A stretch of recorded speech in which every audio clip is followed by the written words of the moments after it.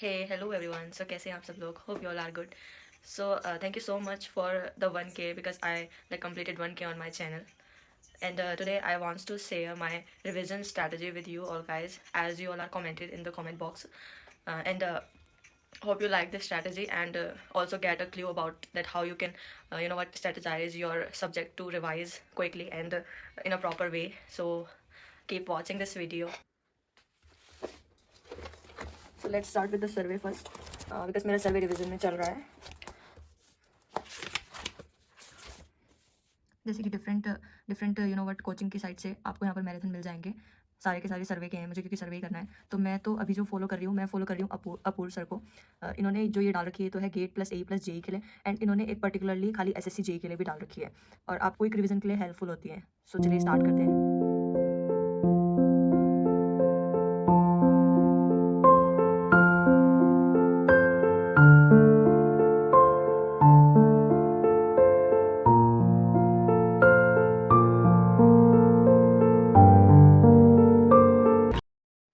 अभी लेते हैं एक ब्रेक. थ्योरी में कर चुकी हूँ, अब क्वेश्चन करूंगी, लेकिन उससे पहले एक ब्रेक लेना जरूरी था. तो बाहर कितना ठंडा हो रहा है, सब अपना ध्यान रखिए और हेल्थ का ध्यान रखिए सच में, क्योंकि इस समय हेल्थ का खराब होना बहुत ही बेकार हो जाता है. सो आपने पूछा था मुझसे कि क्वेश्चन कैसे करते हैं, लाइक पहले कितने दिन में आप अपना रिवीजन कंप्लीट करते हो और फिर क्वेश्चन कैसे करते हो. तो मैं क्वेश्चन साथ साथ करती हूँ, क्योंकि जिस भी टॉपिक को हमने पढ़ा होता है उसके कॉन्सेप्ट बनाने पड़ते हैं, तो वो क्वेश्चन की रिक्वायरमेंट होती है. तो मेनली मैं सिर्फ चैप्टर खत्म करने के बाद उसके PYQs करती हूँ. ज्यादा कवर करने की कोशिश नहीं करती एक दिन में. उससे क्या होगा कि ज्यादा याद भी नहीं रहेगा और वो लंबे टाइम तक दिमाग में भी नहीं रहेगा हमारे. तो साथ साथ चलता रहता है सारा.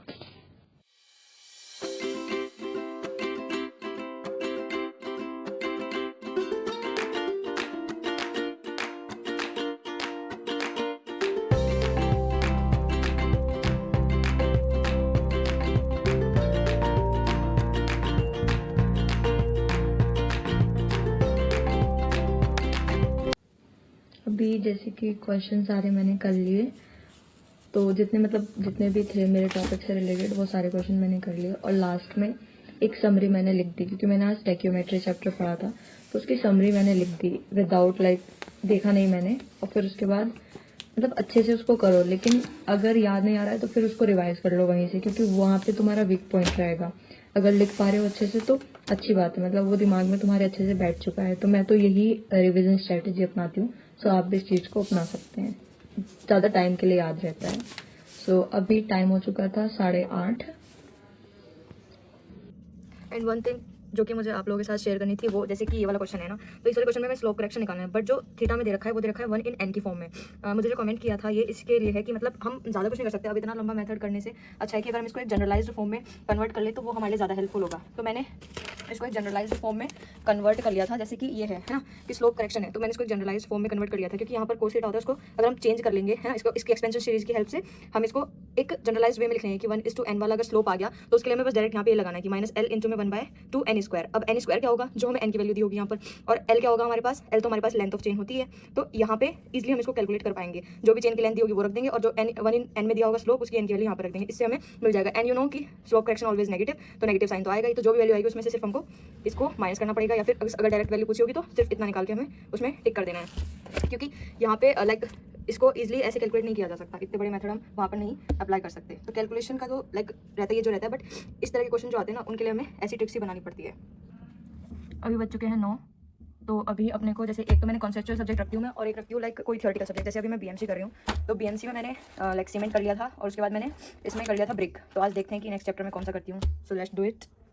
सो आज मैं करने जा रही हूँ स्टोन के notes, and this is book helping, जैसे कि मैं इसमें एक्स्ट्रा चीज़ें पढ़.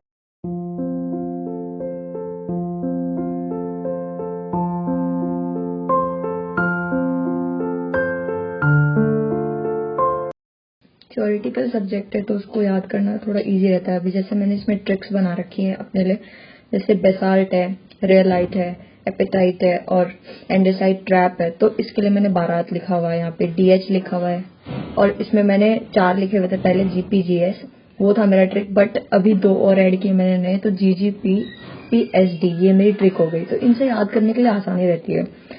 तो यही ट्रिक्स लाइक अपना सकते हो आप लोग भी।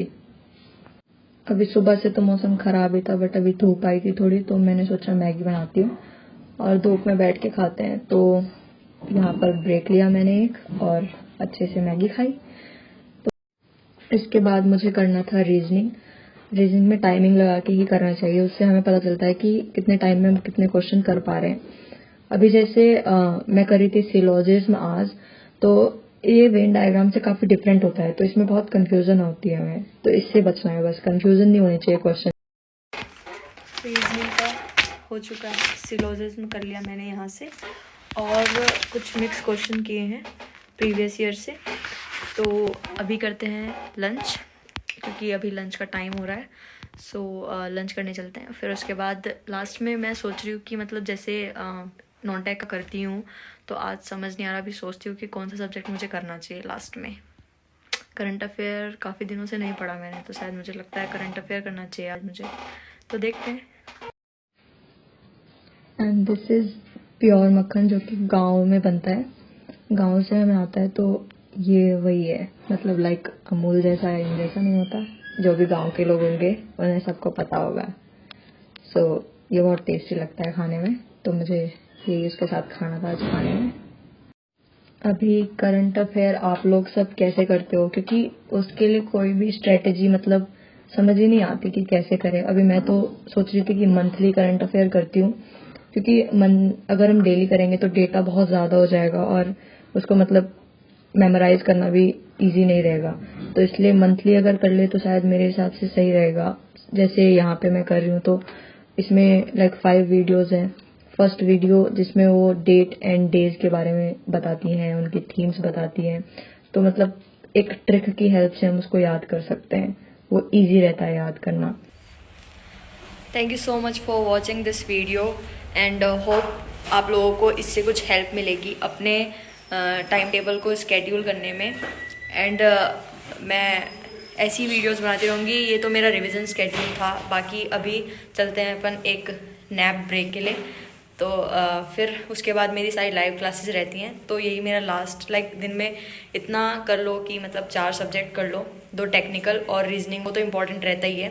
साथ ही साथ अगर हम 4th सब्जेक्ट में नॉन टेक का कुछ जैसे रीडिंग, जैसे मैंने आज करंट अफेयर किया, तो हम कुछ भी कर सकते हैं, जैसे ज्योग्राफी कर सकते हैं या फिर हिस्ट्री का कर सकते हैं, बायोलॉजी कर सकते हैं। तो आज मैंने करंट अफेयर किया।